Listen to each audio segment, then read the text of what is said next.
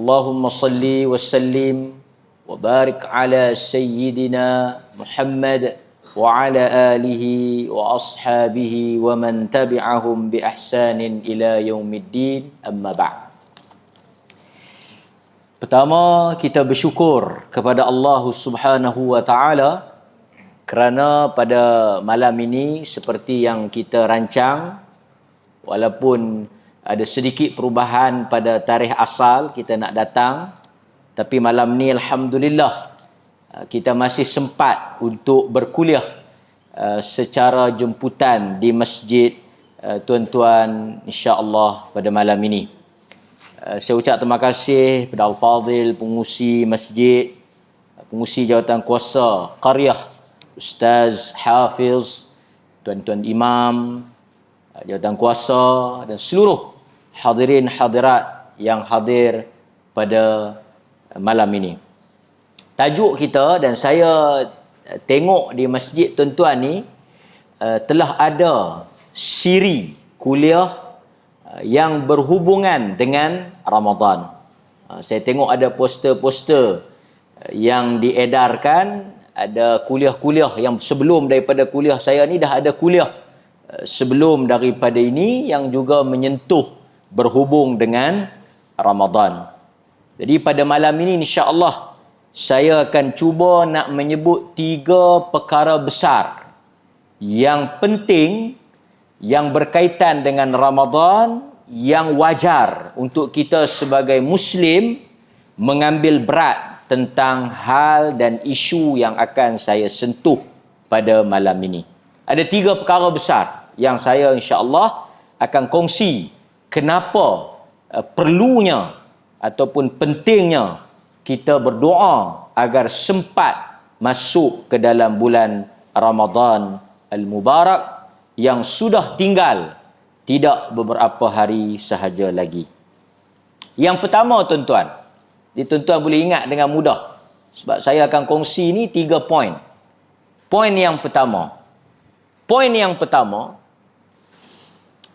kenapa pentingnya Ramadan? Kerana usia yang kita miliki, khasnya umat Muhammad sallallahu alaihi wasallam ini singkat dan pendek.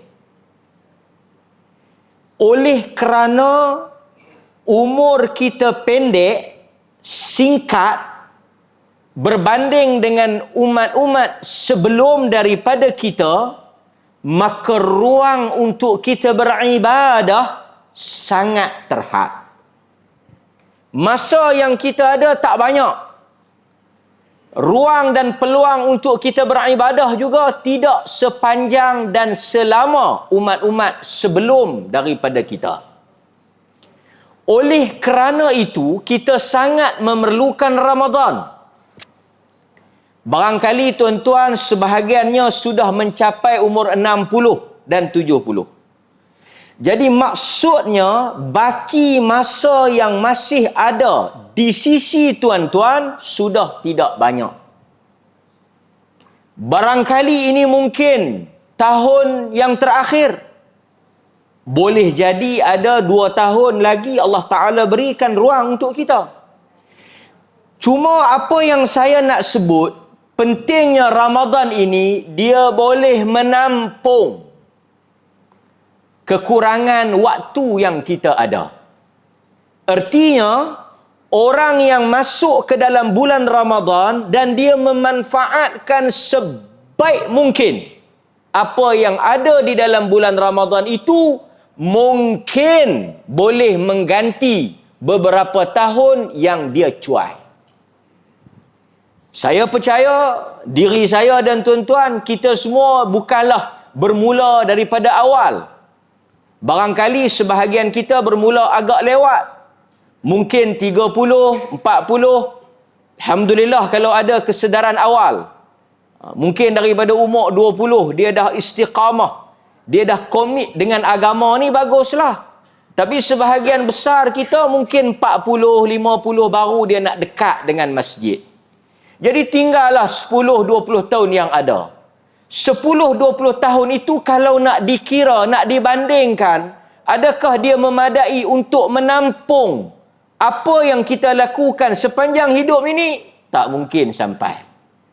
Maka sebab itu tuan-tuan, pentingnya tuan-tuan doa supaya boleh masuk ke dalam Ramadan yang akan kita sambut pada 12 hari bulan nanti. Barangkali kalau tuan-tuan dapat setahun ni pun boleh mengatasi tahun-tahun yang sebelum daripada ini. Saya akan baca satu hadis untuk tuan-tuan dengar dan sama-sama ambil renungan kehebatan bulan Ramadan ni dari sudut apa? Dari sudut umur. Dari sudut umur. Maknanya kalau tuan-tuan dapat betul kali ni, boleh jadi dia cover, dia tampung 10 tahun, 20 tahun yang tuan-tuan terlepas dulu. Daripada Talhah bin Ubaidillah, anna rajulaini min Bali. Hadis ni pernah kita baca, barangkali sebahagian tuan-tuan dah lalu tentang hadis yang kita nak baca ni. Qadima ala Rasulillah sallallahu alaihi wasallam wa kana islamuhuma jami'a. Ada satu orang sahabat nama Talhah bin Ubaidillah. Talhah bin Ubaidillah. Dia terkorban ketika mana peperangan di antara Ali dengan pihak Aisyah. Tuan-tuan tahu kan? Talhah bin Ubaidillah di antara sahabat yang dijamin syurga oleh Nabi SAW. Talhah. Kita kalau ada anak lelaki, kita boleh bubuh nama Talhah. Talhah bin Ubaidillah. Talhah cerita, dia kata ada 2 orang lelaki yang bersaudara datang daripada suku kaum Bali. Mereka ini datang bertemu dengan Rasulullah di Madinah dan mereka bersama-sama masuk ke dalam Islam. Mari daftar masuk Islam sekali. Tuan-tuan yang ada kawan-kawan di luar Perlis, kalau ada yang nak masuk Islam, boleh kempen masuk Islam di Perlis. Kalau ada kenal siapa-siapa yang nak masuk Islam, boleh suruh mereka main masuk Islam di Perlis. Mari daftar di Perlis. Dapat seorang 3,000. Bagi tahu dia, kalau dia masuk Islam di Perlis, dia masuk daftar di Perlis, Maib bagi 3,000 kepada orang yang masuk Islam. Tapi dia masuk Islam di Perlis lah, dengan syarat dia baru masuk Islam lah. Tak boleh lah dia masuk Islam tempat lain lah, kan? Dia masuk Islam di Perlis, dia dapat 3,000. Dia daftar di Perlis. Dan kita punya masuk Islam ni mudah ya, kan? Tak ada soal siasat banyak-banyak.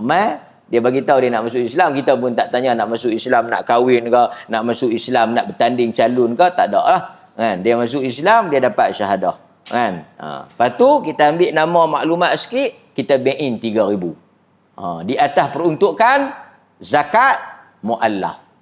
Itu kelebihan masuk Islam di Perlis. Lepas tu dia dapat pula bantuan-bantuan selepas tu lah, kan? Kalau dia nak kahwin di Perlis pun lagi mudah.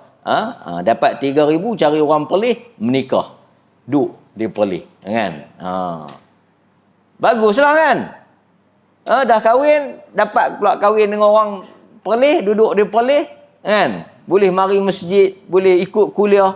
Mudah-mudahan dia jadi Islam yang lebih baik. Dan banyak mu'alaf yang bila mereka masuk Islam, mereka jadi lebih baik daripada orang Islam yang sedia ada. Kita ada tokoh-tokoh besar dalam Malaysia ni, antaranya kalau tuan-tuan bisa tengok forum perdana lah, kan? Dr. Farid Ravi, Datuk kalau tak silap saya sekarang ni, asalnya daripada Hindu. Dia masuk Islam dan dia jadi tokoh ilmuwan, lebih baik daripada kita yang asal Muslim ni. Baik, jadi mereka ni masuk Islam lah. Fakana ahaduhuma ashadda ijtihadan minal akhar. Daripada 2 orang yang masuk Islam tadi ni, salah seorang daripada mereka itu sangat gigih. Dan dia ni sangat rajin. Dan dia faghaza, pergi berperang. Ghaza, pergi berperang, kan? Ghaza yaghzu. Pasal tu perang dia panggil ghazwah. Dia pergi perang. Dia masuk Islam, Dia jadi Muslim yang baik dan dia ikut berperang. Faghaza al-mujtahidu minhuma, dia pergi perang. Yang seorang lagi tak pergi. Fastushhida thumma makatha al-akhar. Tuan-tuan kena dengar cerita ni pergi elok, baru tuan-tuan boleh faham penghujung dia. Bila dia pergi perang, takdir Allah Ta'ala, fastushhida, dia mati syahid. Yang kawan dia yang masuk Islam sekali tu, yang mai daripada Bali tu, bukan Bali, satgi dia kata, duduk, mai daripada Bali Indo ni. Tak, ni Bali lain ni kan. Bukan Bali Indo tu. Sekarang ni macam-macam kan. Kod Malaysia, kod Perlis pun macam-macam. Ni mai daripada Bali. Mereka mai sekali. Mereka mai sekali, cuma yang seorang tu pergi perang, yang seorang lagi tak pergi. Thumma makathal akhar ba'dahu sanatan. Kawan dia yang seorang lagi ni terselamatlah, tak pergi perang, taklah mati syahid. Dia pun hiduplah. Setahun selepas kawan dia mati, dia pun mati. Dia hanya dapat extra 1 year. Thumma makatha ba'dahu sanatan. Thumma tufiya. Kawan dia mati, katalah kawan dia mati tahun ni, dia mati tahun depan lah. Dapat setahun. Tuan-tuan kena ingat setahun extra. Baik. Kata Talhah, fara'aitu fil manami baina ana inda babil jannah.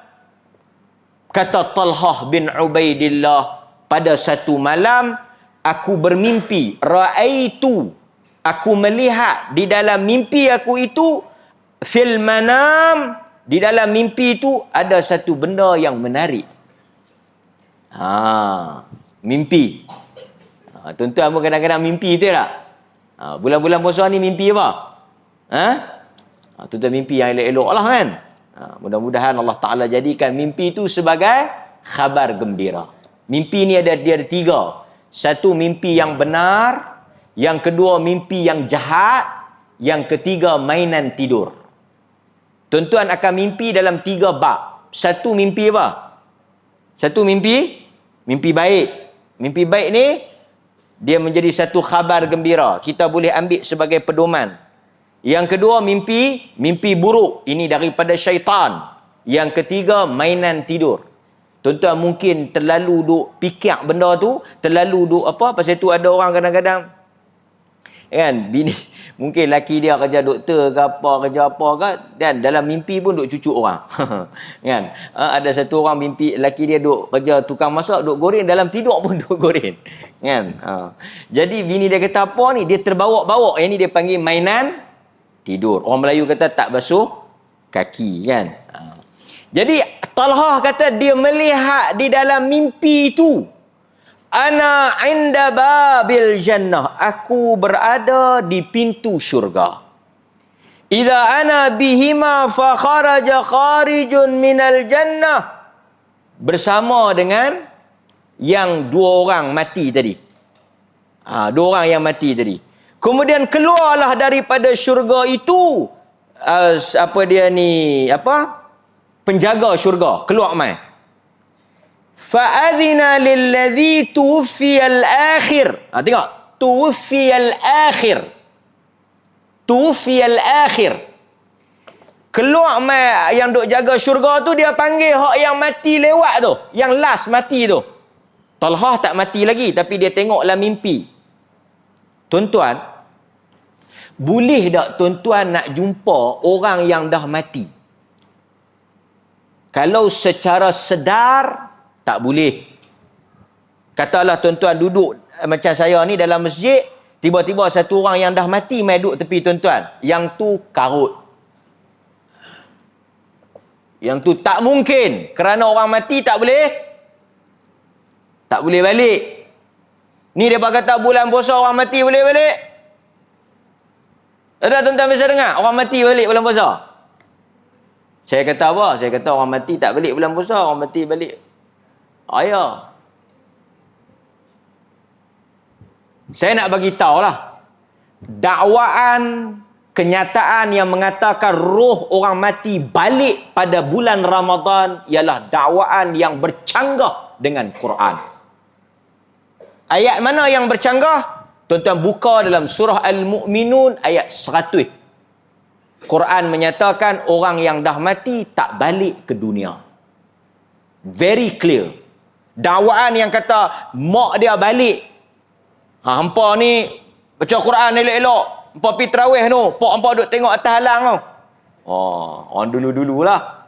Duk tengok atas halang. Pak dia saya tak tahu. Tapi selalu saya kata kan, Mak Majid, pak dia tak tentu. Pak apa?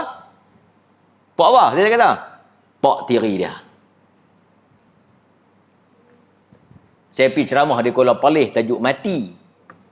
Kelas orang perempuan lah. Dia pun tanya, Ustaz, kalau ada orang mati kita kena tutup gambar lah. Kena tutup. Pasal saya pergi ada orang tutup gambar, tutup TV, tutup cermin. Saya kata kalau mati orang tak tutup gambar, orang tukar gambar. Tuan-tuan faham tak? Kalau mati, orang tak tutup gambar, orang tukar gambar. Lah, orang buat gambar Manon. Kalau Manon mati, kita tukar gambar orang lain. Bang Mat ke, Bang Ali ke. Boleh. Manon ni boleh kata, pasal dia duk ikut kelas saya. Kata lagu mana pun, duk main situ. Kan? Baik.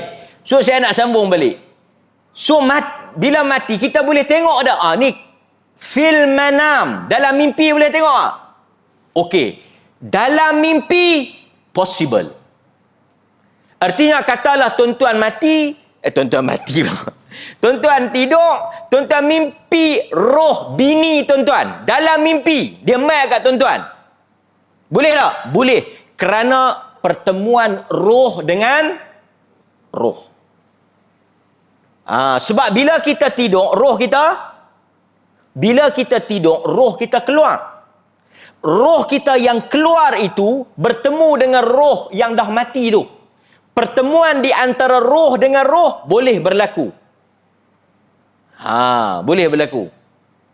Tapi kita doa tak jumpalah dia, betul tak? Kita jumpa.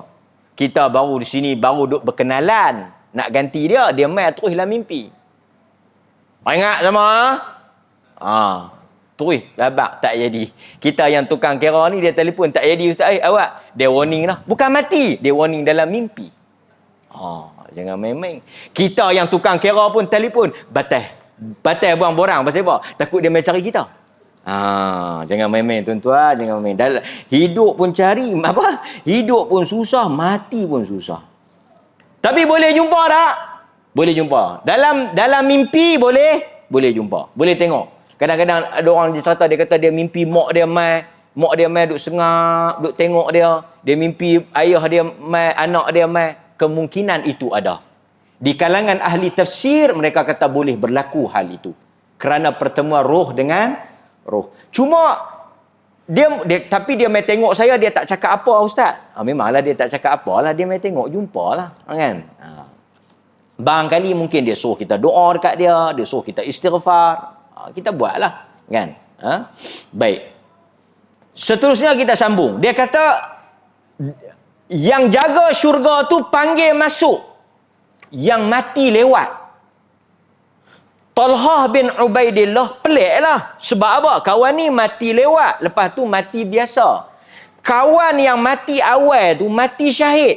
Kalau ikut turn giliran, dia yang paling layak untuk masuk dulu.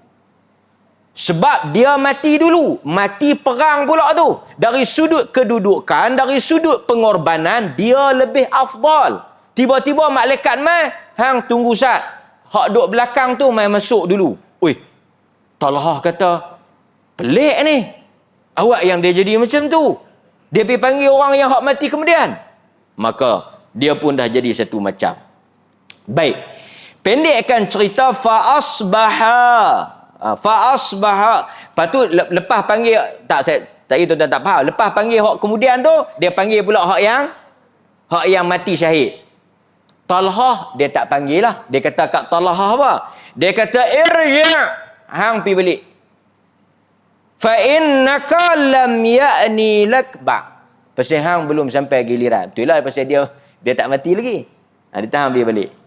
Fa asbaha, apabila esok paginya, Talhah yuhaddithu bihi annas. Talha esok mangkit dia kata, "Meh, oi, hampa kenal tak dua orang suku Bali tu yang masuk Islam, yang seorang mati syahid, lepas tu kawan dia mati kemudian tu? Ingat. Hampa tahu tak siapa yang masuk syurga dulu? Yang masuk syurga tu kawan dia hak mati lewat, hak mati biasa. Yang mati syahid tu tak masuk lagi." Fa'ajibu. Pakak duk pelik. Dia pun tanya, "Talha, pasal apa jadi macam tu, Talha?" Aku pun tak tahu. Kan? Lepas tu, فَبَلَغَ ذَلِكَ رَسُولَ اللَّهِ صَلَّى اللَّهُ عَلَيْهِ وَسَلَّمْ وَحَدِّثُوهُ الْحَدِيثِ. Sampailah cerita ni pi kepada Nabi. Fabalagha, sampai berita ni. Berita apa? Berita yang kata dua orang ni mati, macam saya cerita tadi lah. Apa soalan Nabi?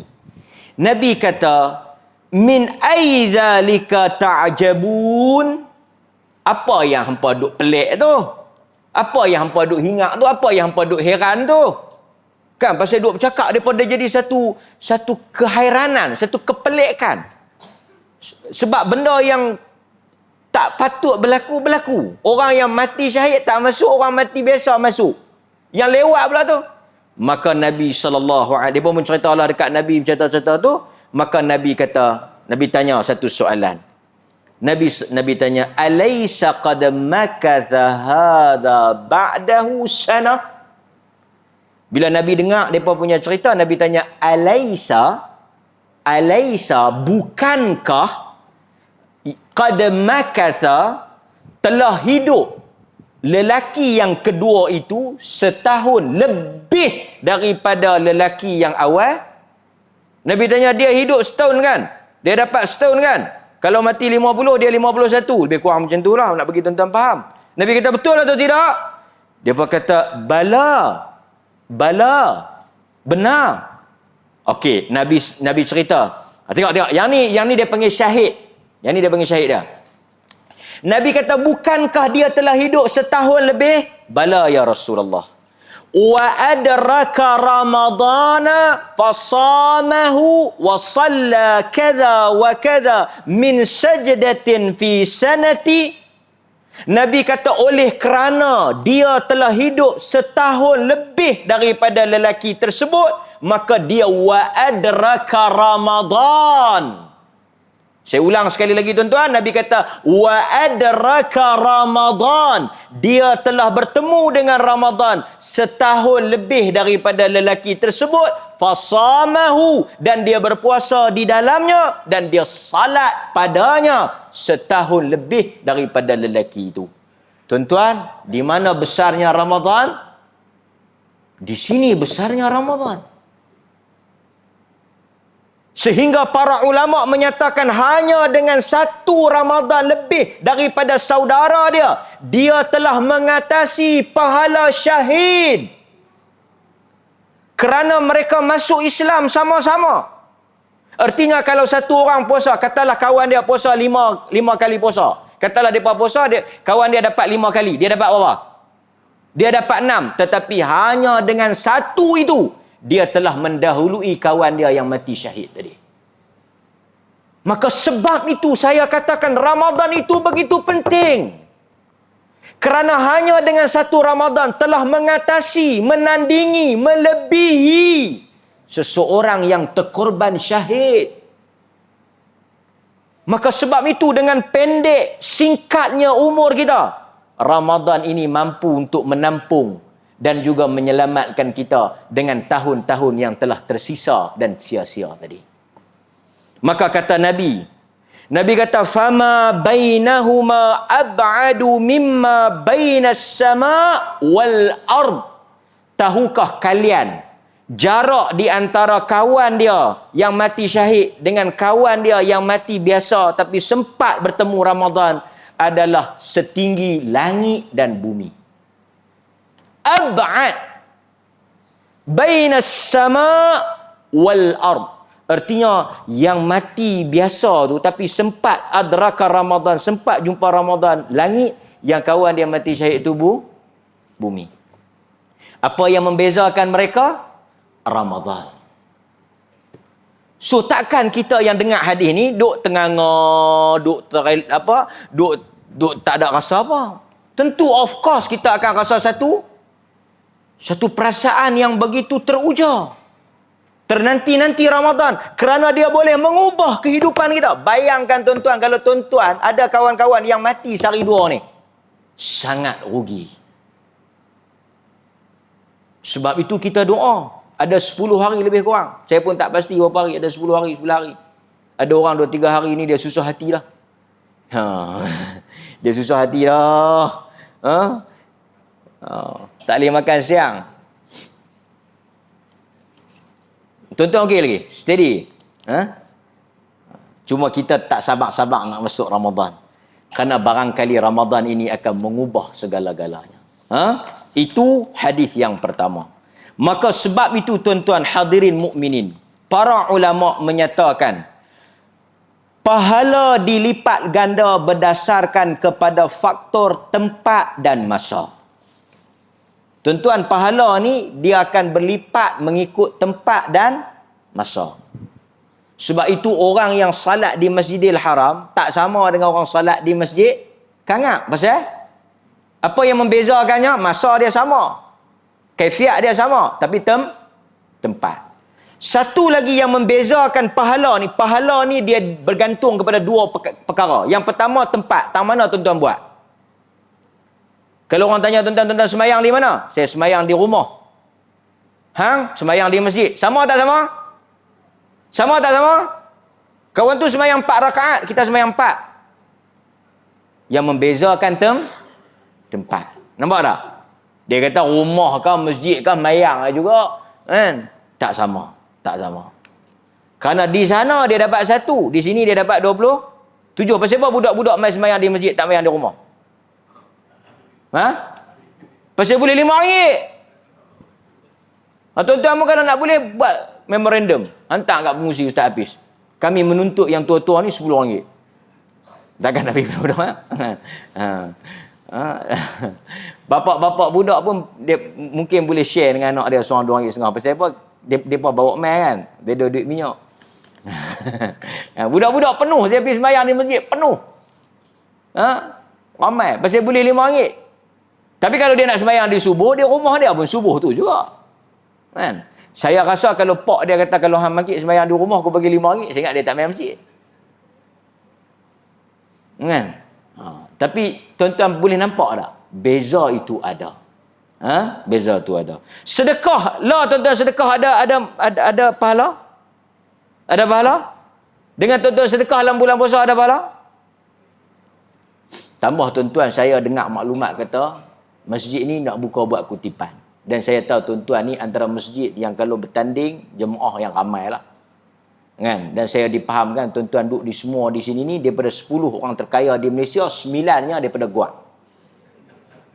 9-nya daripada Guak. Buktinya kereta saya tu pasal ada parking khas ke tidak, parking di luar. Punya banyak orang kaya sebab tak cukup parking. Kan? Masjid ni hebat lah. Jadi kita dan masjid ni memang bagus lah. Kan? Jadi tuan-tuan tolong buh duit sikit bagi banyak lah. Nak jamu makan ni. Sengah-sengah masjid tuan-tuan ni saya seronok derma, orang seronok derma kerana ramai orang makan. Setengah masjid saya pergi tak ada orang nak makan. Saya tanya tak buat buka puasa masjid ke Tok Imam? Depa buka puasa sama-sama depa dalam bilik je. Dia tak ada orang nak makan. Tapi masjid tuan-tuan sampai takut nak buat kenduri, takut ramai orang makan. Dia tak buat kenduri. Oi, kalau nak buat sikit-sikit tak padan. Jangan main-main. Kan? Ya. Jadi kita yang ada duit ni buh lan tabung. Kita seronok duit kita digunakan. Pasal tu saya kata masjid-masjid ni alhamdulillah lah sekarang ni masjid-masjid di Perlis ni duk guna duit depa. Kan? Kita derma ni bukan suruh dia derma di bank. Kan? Yang tu dia panggil sedekah buku. Dia pergi buh dalam buku dia. Kalau kita bagi dia nak pergi simpan duit di bank, kita lagi pandai nak simpan, betul tak? Kita bagi suruh guna. Lah ni orang tak mau bagi dah. Pasal apa? Dia pergi bagi, dia pergi simpan dalam bank. Dia kutip-kutip dia pibuh dalam bank. Dia kutip-kutip pibuh dalam bank. Sedangkan duit tu suruh digunakan. Dan kita pun kalau di KL dulu Sakan memang dibelanjakan betul-betul bulan Ramadan ni kan, buat dengan catering apa, jamu, udang galah, udang apa semua kan. Tuan-tuan pun kempen lah sikit. Nabi dia bulan lain pun dia sedekah, tapi Aisyah kata ajwadun nas, manusia yang paling pemurah Rasulullah. Tapi bila masuk bulan Ramadan, dia macam angin tu, punyalah semangat dia nak sedekah kan. Jadi tuan-tuan, saya kempen supaya tuan-tuan sedekah, sedekah. Baik, okey, berikutnya satu lagi perkara yang tuan-tuan kena ambil ialah apa dia? Faktor masa.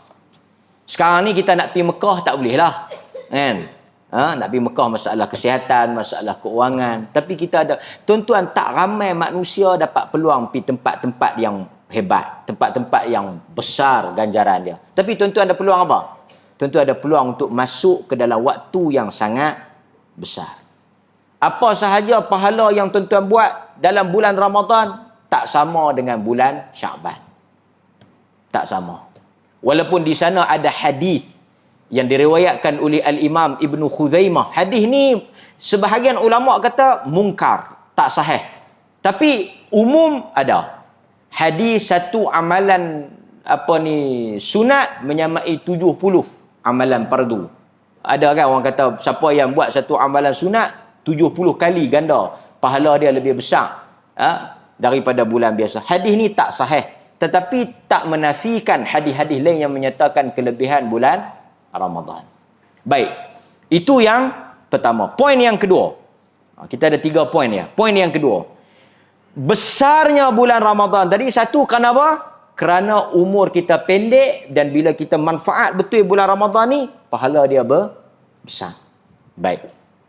Yang kedua, kenapa pentingnya bulan Ramadan ni? Kerana kita manusia yang berdosa banyak. Jadi bulan puasa ni bulan Tuhan nak basuh dosa. Bulan Tuhan nak cuci dosa. Bulan Tuhan nak ampun dosa. Jadi kalau tuan-tuan rasa tuan-tuan tak berdosa, okey, no problem. Dia kata aku Ramadan ke tak Ramadan ke, aku memang tak ada dosa. Yang tu tak apa. Dia kata hang, kalau hang patut, pasal hang aku tengok dosa tak tahu nak tak mana dah. Jadi orang yang, manusia yang mengenali diri dia, yang tahu hakikat diri dia, yang tahu tentang rahsia diri dia, dia tahu dosa yang dia lakukan, dia sangat tenanti-nanti bulan Ramadan. Pasal bulan ni bulan pengampunan. Sehingga tuan-tuan ingat kata-kata ni. Kata Al-Imam Al-Hafidh Ibn Rajab Al-Hambali di dalam kitab dia Lataiful Ma'arif, dia kata sesiapa yang Tuhan tak ampunkan dosa dia di dalam bulan Ramadan, maka tidak akan terampun pada bulan-bulan yang lain. Ibnu Rajab kata kalau masuk dalam bulan Ramadan, Tuhan tak ampun. Dia nak ampun bulan Syawal, dia nak ampun bulan Muharram. So sangat penting. Bulan pengampunan, bulan penyucian dosa, bulan penghapusan dosa. Kalau tuan-tuan rasa, saya tak apa ustaz, kalau tak dalam bulan Ramadan, saya minta ampun bulan Syawal, harus. Kan? Macam orang, kan? Dia kata tak apa ustaz, kalau saya tak dan hari ni, saya buat esok. Kan? Dia tak dan esok, dia dan lusa. Sedangkan Quran kata apa? Nyawa yang ada dekat dengan mereka itu, sesungguhnya ajal itu lebih dekat daripada tali kasut. Ajal kita yang tuan-tuan rasa jauh ni, kan? Innahum yarawnahu ba'ida wa narahu qariba. Mereka melihatnya jauh, mereka melihatnya lambat. Wa narahu qariba. Quran kata kami melihatnya dekat. Dekatnya ajal dengan kita tu lebih dekat daripada tali kasut dengan kita. So, sebab itu Ibnu Rajab kata kalau siapa masuk dalam bulan Ramadan tak diampunkan dosa, maka janganlah dia berharap untuk diampunkan pada bulan yang lain. Maka sebab itu Ramadan ni digelar sebagai bulan keampunan. Tuan-tuan tengok, apa sahaja yang tuan-tuan buat bulan puasa, semua dia pi kepada terampunnya dosa. Sebab itu apabila orang keluar daripada bulan puasa ni, dia keluar dengan kemenangan. Kemenangan artinya Allah telah ampun dosa-dosa dia. Pasal itu tuan-tuan, di dalam bulan Ramadan pada setiap malam, apa yang berlaku? Pembebasan daripada api neraka. Setiap malam. Baru ni tuan-tuan sambut nisfu Syaban kan? Malam Allah Ta'ala ampun dosa kan? Nisfu Syaban tu malam Allah Ta'ala ampun dosa. Kecuali orang yang berkelahi dengan orang yang syirik. Ramai orang menghidupkan malam nisfu Syaban. Ramai orang minta ampun. Ramai orang istighfar. Ramadan, bukan 15 Ramadan. Setiap malam daripada first day. Utaqa minan nar. Nabi kata pada setiap malam itu adanya pembebasan daripada api neraka. Pada tiap malam Ramadan. Jadi kalau tuan-tuan tak masuk dalam malam pertama, tuan-tuan mungkin masuk dalam list malam kedua. Kalau tuan-tuan tak masuk dalam senarai malam kedua, mungkin nama tuan-tuan termasuk dalam pembebasan api neraka malam keempat. Jangan sampai malam 30 pun tak ada nama naik lagi. Kalut Bang Majid. Kalau kita tak masuk list, dia tiap-tiap malam ada tau. Malam pertama, Allah Ta'ala bebaskan sebahagian manusia. Malam kedua, bebaskan lagi. Malam ketiga, every night, setiap malam, utaqa minan nar. Allah Ta'ala menyelamatkan, Allah membebaskan, Allah mengeluarkan manusia daripada api neraka. Jangan sehingga nama kita tak termasuk di dalam mana-mana malam sepanjang bulan Ramadan. Celaka, kata Jibril. Tuan-tuan bisa dengar hadis Jibril doa celaka tu. Yang Nabi naik turun 3 anak tangga tu kan. Kemudian Nabi kata amin, amin, amin. Sahabat kata kami dengar engkau kata amin, tapi kami tak dengar doa. Nabi kata pada tangga yang pertama, Jibril kata, celakalah orang yang ada ibu bapa tetapi ibu bapa dia mati. Ibu bapa dia mati. Ada satu video. Satu syekh besar tengah duduk mengajar dalam Masjid Nabawi. Dalam Masjid Nabawi kalau masjid mana? Di Mekah kalau tak silap saya. Mak dia telefon. Syekh tu memberhentikan. Dia tengah duduk mengajar ni. Mak dia telefon. Dia berhenti. Dia jawab. Nabi kata siapa-siapa yang sempat hidup, mak ayah dia ada. Mak ayah dia masih hidup. Jibril doa. Dan ketika mak ayah dia hidup tu, dia tak berkhidmat pada mak ayah dia. Menyebabkan dia mati. Mak ayah dia mati, dia tak dapat keampunan. Sebab itu salah satu daripada pintu untuk kita masuk syurga melalui jalan ibu ayah. Berapa ramai manusia yang ada mak ayah, dia tak ambil kesempatan tu. Kita mungkin tak boleh masuk pintu semayang. Nak masuk pintu semayang lagu mana? Bagi salam asar orang bang maghrib. Ayat semayang subuh boleh guna untuk semayang luhur. Tuan-tuan boleh bayang? Nak masuk lagu pintu puasa macam mana? Nak masuk lagu pintu sedekah macam mana? Nak masuk pintu sedekah macam mana? Kan? Kawan tu tolak terpawai mai, dia tolak pergi kat kawan tu tolak mai, duk kira dia tu jadi macam pusat sehenti, duk lawan tolak. Tak sedekah. So kita nak masuk pintu mana? Dan Allah Ta'ala ni rahmat dia buat syurga banyak pintu. Tak masuk pintu semayang, masuk pintu puasa. Tak masuk pintu puasa, masuk pintu Quran. Tak masuk pintu Quran, masuk pintu sedekah. Tuan-tuan nak masuk pintu mana? Ada pintu tak? Dia kata takaklah ni tak ada pintu lagi hak terbuka. Kalut. Kalau 30 tak ada pintu, tak apalah. 70 pun tak ketahuan pintu mana ni. Mau ada satu pintu lah. Pintu mana Haji? Pintu zikir. Bagus. Pintu mana Haji? Pintu semayang. Bagus. Apa maksud pintu semayang tu? Artinya dia satu orang yang multazim. Satu orang yang istiqamah. Semayang sunat banyak. Dia ni pintu Quran. Ni pintu sedekah. Saya ni ustaz, semayang hak wajib dia. Tu pun pasal wajib. Kalau tidak saya tuang. Tapi Tok Imam habaq saja nak sedekah banyak-banyak, saya TV bagi. Tok Imam pun kalau ada apa-apa, dia akan telefon kawan tu dulu. Kalau kawan tu tak bagi, dia batal program. Tok Imam tanya macam, pengusi tanya macam mana Tok Imam kita nak buat program? Saya nak telefon. Macam mana? Boleh? Dia kata saya bagi. Buat program. Nak harap orang lain dia tak tanya, ada duit tak ada duit, dia tanya makan apa? Banyak orang dia mai tanya Tok Imam makan apa? Dia tak ramai yang jumpa Tok Imam ada duit tak? Kan? Boleh? Kita mau tukar pula lepas ni, kita bertanya, Tok Imam ada duit tak? Jangan duk tanya makan apa? Tok Imam ada duit tak? Kan? Lepas tu Tok Imam tak ada. Tak ada, Tok Imam pandai-pandai cari. Tidak jadi imam, buat apa? Nampak? Okey, so kita masuk melalui pintu mak ayah. Atau kalau kita tak masuk pintu mak ayah, kita masuk pintu apa? Pintu puasa. Okey, tuan-tuan tengok dalam bulan puasa ni. Satu, man sama Ramadan. Siapa yang puasa, ghufira lahu. Tuhan ampun dosa dia. Nombor satu, siapa yang puasa, padam. Tu dah, satu dah. Tuan-tuan buat apa lagi bulan puasa? Tarawih buat tak tarawih? Tuan-tuan puasa siang tadi, padam dosa. Tuan-tuan tarawih malam, padam dosa. Dosa nak tinggal apa lagi? Siang malam potong. Nabi kata, man qama Ramadan, sesiapa yang mendirikan Ramadan dengan salat, ghufira lahu, diampunkan dosa dia. Tuan-tuan nampak tak? Puasa tadi padam, semayang malam tarawih padam, lepas tu dia buat apa lagi? Dalam hadis dia sebut, orang yang menghidupkan malam Lailatul Qadar diampunkan dosa. Orang yang membayar zakat fitrah diampunkan dosa. Artinya setiap daripada perbuatan tuan-tuan dalam bulan puasa, selain dapat pahala, dapat pengampunan dosa. Artinya kalau tuan-tuan, katalah tuan-tuan macam kita duk doa kan, ya Allah, Allahumma ghsilni bil ma'i was salji wal barat. Ya Allah, basuhkanlah dosa aku seperti mana engkau membasuh baju daripada kotoran. Nabi sebut ni. Nabi kata, Allahumma naqiyu min khataayaya kama yunaqqa thawbul abyad.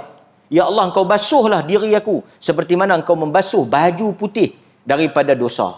Jadi tuan-tuan bayangkan kalau tuan-tuan tu umpama baju putih yang kotor dengan dosa Syaban, dengan dosa Rejab, dengan dosa bulan-bulan sebelum ni, bila masuk Ramadan tuan-tuan puasa, dia basuh sikit. Lepas tu tuan-tuan semayang malam, dia basuh sikit. 30 hari basuh baju tu, takkan tak bersih. Takkan tak putih balik. Nampak? Mudah-mudahan tuan-tuan termasuk. Dan yang terakhir, pentingnya Ramadan, poin yang ketiga, yang kita ternanti-nanti dan tertunggu-tunggu bulan Ramadan ni, ialah kerana bulan ini bulan yang paling mustajab, paling makbul dan paling diterima ketika berdoa. So tuan-tuan ingat 3 benda. Bulan puasa ni untuk orang yang umur pendek, dia akan bagi pahala yang sakan. Yang kedua, orang yang banyak dosa, dia akan basuh sebersih-bersihnya. Yang ketiga, siapa yang ada doa, kalau bulan lain tak naik, bulan lain terhalang, bulan lain tertutup, bulan ni tak ada alasan tak naik. Bulan Ramadan tak ada alasan tertutup. Bulan Ramadan tak ada alasan untuk terhalang.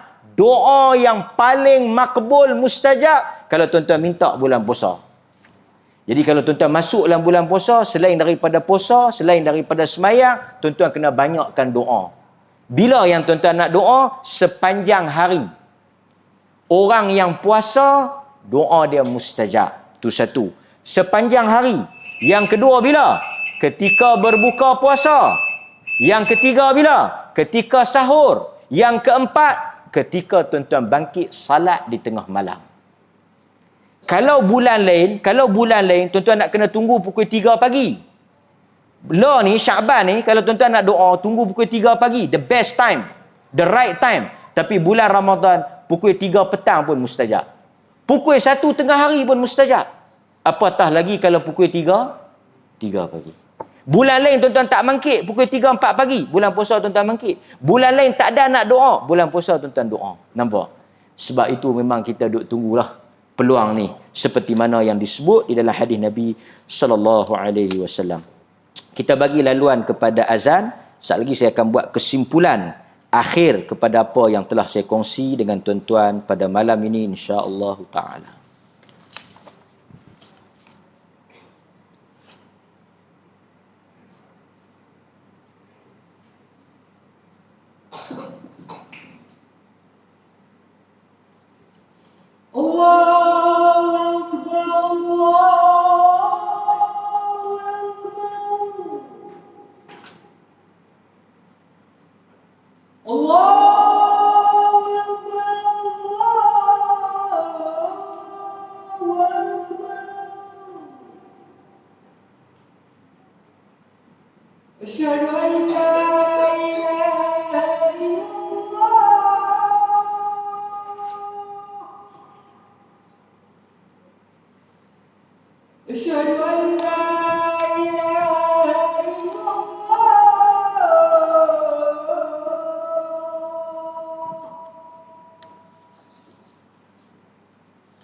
أشهد أن محمدا رسول الله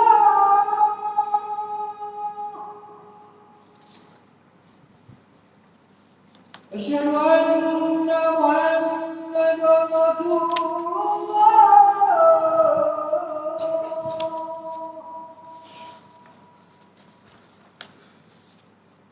حي على الصلاة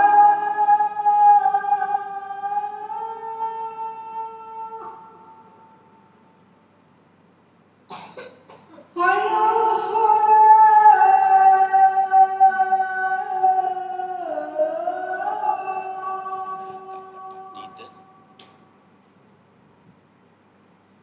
حي على الفلاح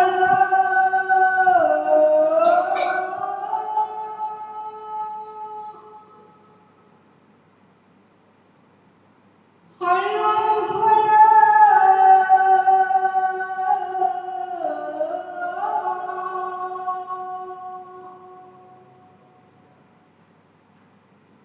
الله أكبر الله أكبر لا إله إلا الله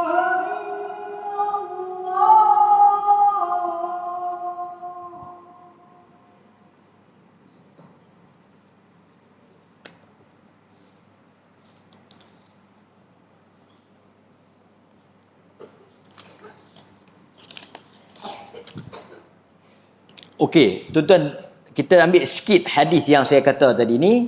Dia mula daripada tuan-tuan puasa tu. Pasal tu orang puasa ni, pertama dia kurang bercakap.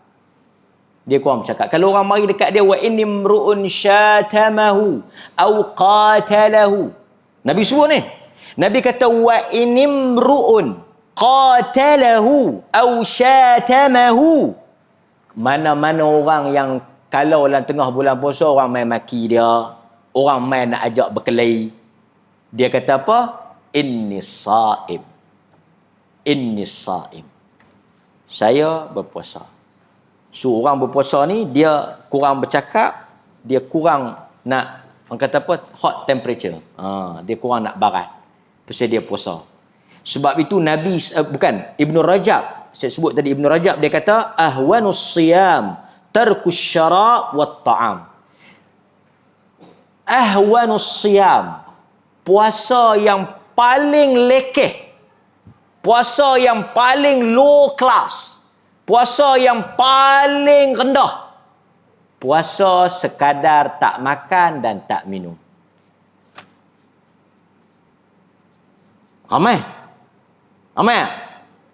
ahwanus siyam, Ibn Rajab kata yang paling rendah, yang paling lekeh, yang paling orang kata bawah sekali dari kedudukan maratib puasa-puasa ni, puasa orang yang sekadar tak makan tak minum. Maki duk macam tu juga, bohong duk macam tu juga, mencarut pun duk sama tu juga. Dia tak, pasal tu orang duk mencarut ni kita akan tanya, hang puasa ke tak? Orang tak tanya hang semayang ke tak? Betul tak? Tuan-tuan dengar satu orang duk maki, tuan-tuan akan pergi tanya dia, hang semayang ke tak? Kita tanya hang puasa ke tak? Pasal orang yang puasa dia tak mencarut, dia tak bohong. Kan? Pasal tu kalau tuan-tuan tengok satu orang duk mencarut, duk puasa, duk mencarut, duk maki orang, tuan-tuan akan buat apa? Pegang botol air ni, minum air. Minum. Kan? Nabi kata kam min saim. Nabi kata berapa ramai orang yang pada zahirnya dia puasa, laisa lahu illa al-ju' wal 'atash. Dia tak boleh apa pun daripada puasa tu. Dia tak boleh apa pun melainkan lapar dan dahaga. So tuan-tuan boleh apa tahu? Boleh define ataupun boleh clarify diri tuan-tuan ni pada maqam apa? Kan? Ha? Pasal tu ada macam-macam orang yang puasa ni, dia puasa dia tak semayang, ada banyak. Kan? Puasa main nombor ekor pun ada. Kan? Puasa mencarut pun ada, puasa duk tengok benda tak elok pun ada. Kan? Tapi dia puasa. Kan? Ada yang puasa pasal nak raya. Ada. Dia tanya pasal apa hang puasa tak semayang? Dia kata kalau orang tak puasa tak boleh raya. Aku ni pasal nak raya. Ada macam-macam orang. So kita boleh tahu level, kualiti, kadar, tahap puasa kita. So tuan-tuan yang puasa ni nombor 1. Esok ambil kesempatan. Thalathatun la taruddu da'watuhum as-saim hatta yuftira. Siapa yang berpuasa sepanjang dia puasa, kalau dia doa, Tuhan tak akan tolak sampai dia berbuka. Lepas tu Nabi sambung pula. Sesungguhnya Allah Ta'ala tidak akan menolak doa daripada orang yang berpuasa sehinggalah dia berbuka. Sebab itu tuan-tuan, dekat lagi kita nak berbuka, lagi banyak kita doa. Dan tuan-tuan tahun ni tolong berubahlah sikap, attitude dan perangai. Dekat-dekat nak buka puasa, banyakkan doa. Okey? Ni dak. Dia duk banyakkan kalut atok kuih. Kuih nu tak ambil lagi, kuih nu tak ambil lagi. Dia jadi pesta makan kan. Kita main nak ubah sikit, kita bagi ringkas. Buka puasa kita nak ringkas. Kan, kita ada kuih sikit, ada ayak kosong sikit. Tuan-tuan bawa ayak kosong sikit. Ayak manis-manis ni kita kurangkan sikit. Ayak kosong sikit, kurma sebiji, ada kuih sikit. Cukup. Kuih pula kuih yang mudah-mudah. Ini masjid-masjid pula satu bab. Dah nak buka puasa, dia pi jamu buah Melaka. Nyok lekat celah gigi. Punya satu kalut pula kawan tu nak sembahyang. Lepas tu dah makan benda-benda ni, duk batuk pula kawan tu. Bagi kuih sikit ringkas-ringkas. Tak payah duk. Lagi satu saya bukanlah. Tapi kita tuan-tuan cuba bayang. Kita pun tak tahu puasa kita ni puasa adat ke, puasa pasal puasa. Puasa ni bulan paling kurang makan. Patutnya paling tak banyak membazir. Dan lagi satu saya nak kempen lah supaya tuan-tuan tak payahlah duk buat kot bubuk lambuk ni. Pasal sengah-sengah saya tengok bubuk lambuk ni lah makanan yang paling banyak orang buang. Sekolah buat bubuk lambuk, masjid buat bubuk lambuk, KRT buat bubuk lambuk, JKK buat bubuk lambuk, JKK negeri buat bubuk lambuk, JKK persekutuan buat bubuk lambuk. Kan dah beza lah ni saya sebut habis. Kan? Semua nak buat bubuk lambuk, cuba buat bubuk lain. Kan? Sampai balik rumah, kawan tu boleh buka kedai pula tepi rumah, dia bubuk. Pi masjid dapat 2 bungkus. Sekali naik kereta, kawan tu tahan, bagi 2 bungkus. Semua pakat nak buat bubuk. Sampai muka pun jadi muka bubuk. Tak makan.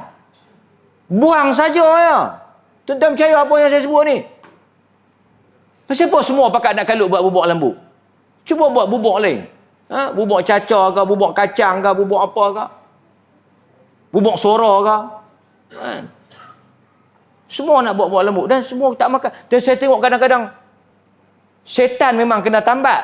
Tapi syaitan kalau tengok, aku kalau tak kena tambat pun tak apa. Atas meja berbungkus, bermangkuk-mangkuk bubuk.